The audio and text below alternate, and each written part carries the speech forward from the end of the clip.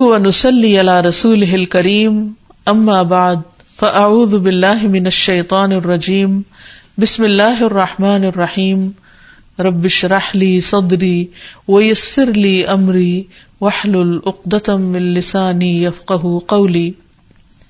ناظرین، پروگرام دعا کیجئے کے ساتھ آپ کی خدمت میں حاضر ہے۔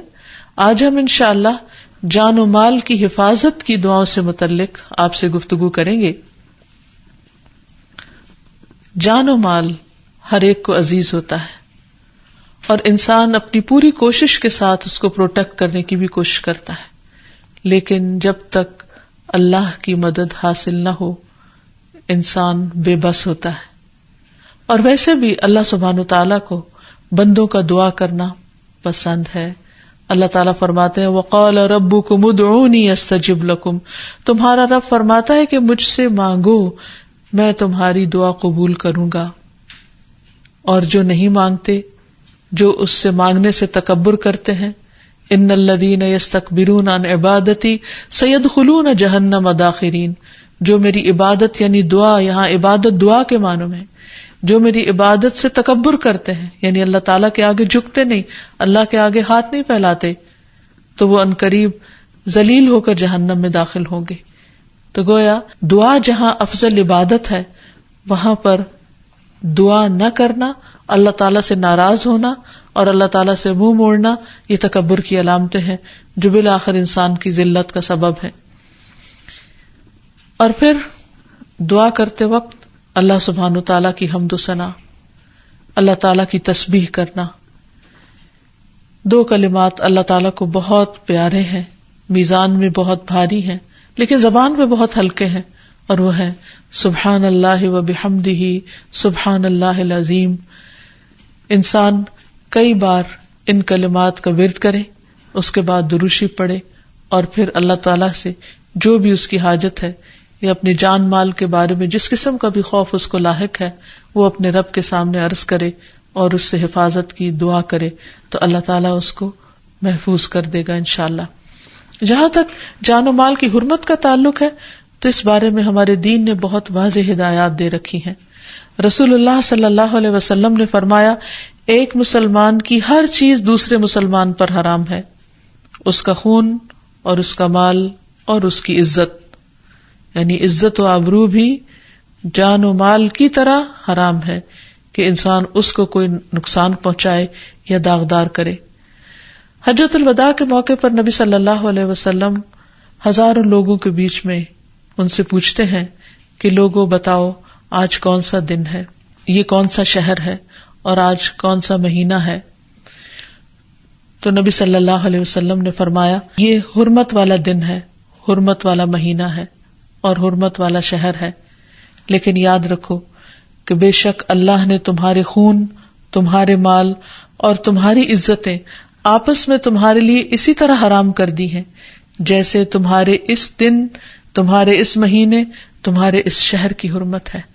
سوچئے اگر ہمارا رویہ دوسرے مومنوں کے ساتھ ایسا ہی ہو جائے جیسے ہمارا ان مقدس مقامات کے ساتھ ہے، تو پھر ہمارے آپس کے معاملات کس قدر خوشگوار ہو سکتے ہیں۔ ایک اور موقع پر نبی صلی اللہ علیہ وسلم نے مومن کی حرمت کعبے کی حرمت سے 3 گنا زیادہ بتائی۔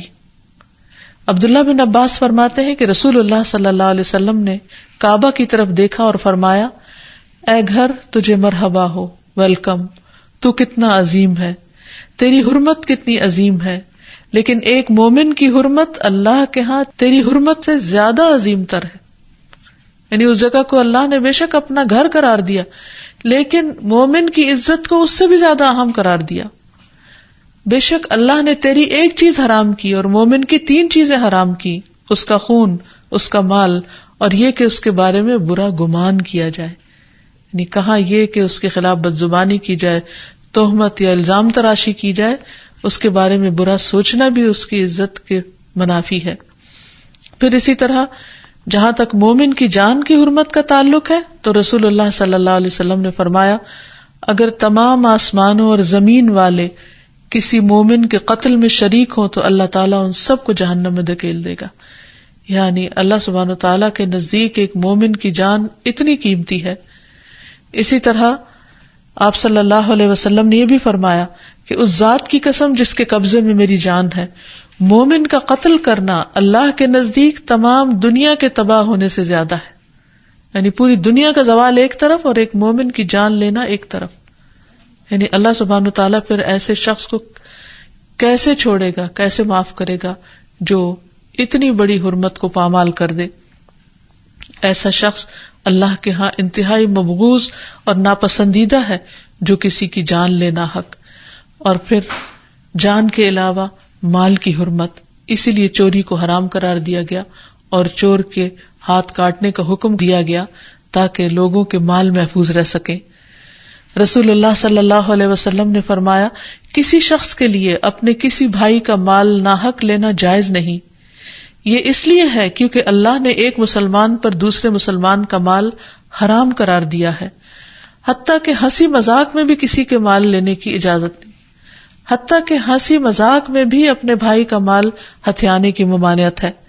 رسول اللہ صلی اللہ علیہ وسلم نے فرمایا تم میں سے کوئی شخص اپنے بھائی کی کوئی چیز ہرگز نہ لے، نہ مذاق میں نہ حقیقتاً.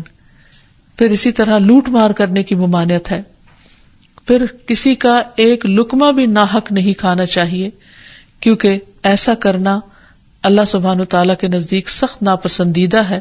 فرمایا جس نے کسی مسلمان کا ناحق ایک لقمہ کھایا ہو، یعنی اس کی مرضی کے بغیر، اور فرمایا کہ ایک مرتبہ بھی کھایا تو اللہ تعالیٰ اسے اتنا ہی جہنم کا کھانا کھلائیں گے. اس لیے اس معاملے میں بہت احتیاط کی ضرورت ہے اور ہر طرح کی خیانت سے بچنا چاہیے.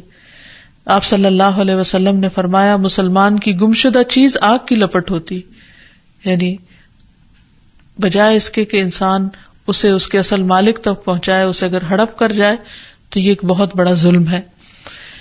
پھر اسی طرح یہ ہے کہ جان و مال کے تحفظ کے اسباب بھی ہمیں بتائے گئے کہ کس طرح اس کو محفوظ کیا جائے.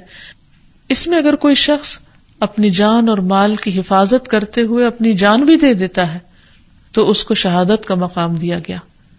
رسول اللہ صلی اللہ علیہ وسلم نے فرمایا جو شخص اپنے مال کی حفاظت کرتے ہوئے مارا جائے، یعنی اس سے یہ پتہ چلتا ہے کہ مال کی حفاظت ضروری ہے. اگر اس کی حفاظت کرتا ہوا مارا جائے تو وہ شہید ہے. جو شخص اپنے اہل خانہ کی حفاظت کرتا ہوا مارا جائے وہ بھی شہید ہے، اور جو اپنے دین کی حفاظت کرتا ہوا مارا جائے وہ بھی شہید ہے. اور جو اپنی جان کی حفاظت کرتے ہوئے یعنی کوئی اسے قتل کرنا چاہ رہا ہے اور وہ اپنے آپ کو بچا رہا ہے لیکن پھر بچتا نہیں اور مارا جاتا ہے تو وہ بھی شہید ہے. اس سلسلے میں ایک اہم بات یہ بھی ہے کہ انسان اپنی طرف سے سارے احتیاطی تدابیر اختیار کرنے کے بعد اللہ سبحانہ وتعالیٰ پر بھروسہ کرے اور اپنے آپ کو اللہ کے سپرد کرے. نہ صرف یہ کہ اپنے آپ کو بلکہ اپنے اہل و عیال کو، اپنے اہل خانہ کو، جو موجود ہوں، حاضر ہوں اور جو سفر پر جا رہے ہوں، سب کو. کیونکہ اگر اللہ سبحانہ وتعالیٰ کسی کو کسی نقصان سے بچانا چاہے تو کوئی بھی اسے نقصان نہیں دے سکتا، اور اگر اللہ سبحانہ وتعالیٰ کی حفاظت اٹھ جائے کسی سے تو پھر کوئی اور حفاظت دے بھی نہیں سکتا. کیونکہ وَرَبُّكَ عَلَى كُلِّ شَيْءٍ حَفِيظٌ، تیرا رب ہر چیز پر پوری طرح نگران ہے، حفاظت کرنے والا ہے. اور جہاں تک حفاظت کرنے کا تعلق ہے تو اللہ سبحانہ وتعالیٰ اپنی تمام مخلوق کی حفاظت فرماتا ہے، جیسا کہ آیت الکرسی میں بیان کیا گیا وَلَا يَئُودُهُ حِفْظُهُمَا وَهُوَ الْعَلِيُّ الْعَظِيمُ، اور اسے ان دونوں کی حفاظت نہیں تھکاتی اور وہی سب سے بلند اور سب سے بڑا ہے. پھر اسی طرح یہ ہے کہ جو شخص یہ چاہتا ہو کہ اللہ تعالیٰ اس کی حفاظت کرے، اسے چاہیے کہ اللہ تعالیٰ کے احکامات کی بھی حفاظت کرے. عبداللہ بن عباس کو نبی صلی اللہ علیہ وسلم نے کچھ باتیں سکھائی تھی تو آپ نے فرمایا تھا کہ اے بیٹے احفظ اللہ یحفظک، تم اللہ کی حفاظت کرو، یعنی اللہ تعالیٰ کے احکامات کی، حدود کی حفاظت کرو تو اللہ سبحانہ وتعالیٰ تمہاری حفاظت فرمائے گا. پھر اسی طرح یہ ہے کہ اللہ تعالیٰ کی حفاظت کے علاوہ انسان کو خود بھی ایسے اسباب اختیار کرنے چاہیے کہ جس سے اس کے مال اور جان کی حفاظت ہو. پھر اسی طرح ایک دوسرے کے مال کی حفاظت بھی کرنی چاہیے. نبی صلی اللہ علیہ وسلم نے فرمایا مومن مومن کے لیے آئینہ ہے اور مومن مومن کا بھائی ہے، وہ اس سے اس کے نقصان کو روکتا ہے، اس کی پیٹھ پیچھے اس کا دفاع کرتا ہے. پھر آپ دیکھیے کہ مومن کی تو پہچان ہی یہ ہے کہ اس کے ہاتھ اور زبان سے دوسرے مومن محفوظ ہوتے ہیں. تو اس لیے انسان اپنے ایمان کی حفاظت کے لیے دوسرے کی جان و مال کی حفاظت کرے، اس کی عزت و آبرو کی حفاظت کرے. اور اپنی عزت و آبرو کی حفاظت کرنا اور جان و مال کی حفاظت کرنا توکل کے منافی نہیں ہے. یعنی اس میں یہ نہیں آتا کہ انسان کو اللہ پہ بھروسہ نہیں اس لیے وہ خود اپنی حفاظت کر رہا ہے. دونوں چیزیں ضروری ہیں. یہاں ایک بات یہ بھی یاد رہے کہ اپنی جان اور مال کی حفاظت کرنا توکل کے منافی نہیں ہے. انسان اللہ تعالیٰ سے دعا بھی کرے، اسی کو مدد کے لیے پکارے، لیکن اس کے ساتھ ساتھ اسباب بھی اختیار کرے. جیسے ایک شخص نبی صلی اللہ علیہ وسلم کے پاس آیا اور اپنا اونٹ کھلا چھوڑ کر آیا. آپ صلی اللہ علیہ وسلم نے اس کو واپس بھیجا اور فرمایا اقل و توکل، جاؤ اپنا اونٹ باندھ کیا اور پھر اللہ پہ بھروسہ کرو. تو گویا بظاہر جو حفاظت کے لیے اسباب اللہ تعالیٰ نے بتائے ہیں ان کا اختیار کرنا بھی دین کا حصہ ہے. پھر ہم دیکھتے ہیں کہ اللہ سبحانہ و تعالیٰ نے قرآن مجید میں ہمیں انبیاء علیہ السلام کی سیرت سے بھی بہت سی باتیں سکھائی ہیں کہ کس طرح جب وہ اپنا پیغام لوگوں کو دیتے تو لوگ ان کے مخالف ہو جاتے، لوگ ان کو جان سے مار دینے کی دھمکیاں دیتے، اور کس طرح پھر انبیاء علیہ السلام اپنی حفاظت کے طریقے اختیار کرتے ہوئے پورے کا پورا بھروسہ اللہ سبحانہ و تعالیٰ پر کرتے.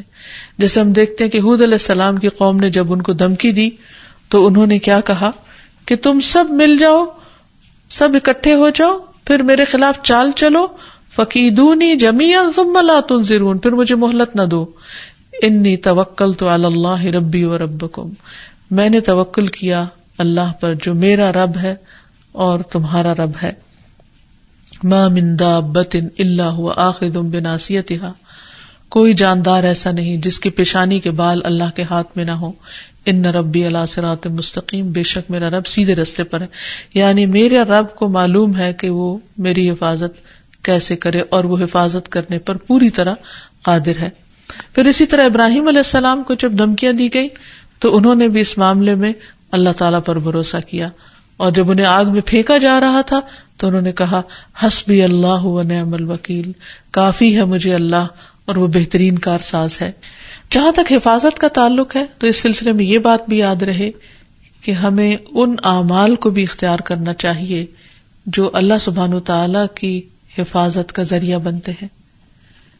ان میں سب سے پہلے نمازوں کی حفاظت، جس کا اللہ تعالیٰ نے خود حکم دیا، حافظوا علی الصلوات والصلاۃ الوسطی وقوموا للہ قانتین، کہ نمازوں کی حفاظت کرو، ان کی نگہداشت کرو، اور خصوصاً درمیانی نماز کی، اور اللہ کے لیے فرما بردار بندے بن کر کھڑے ہو جاؤ، یعنی قیام کرو، نماز پڑھو.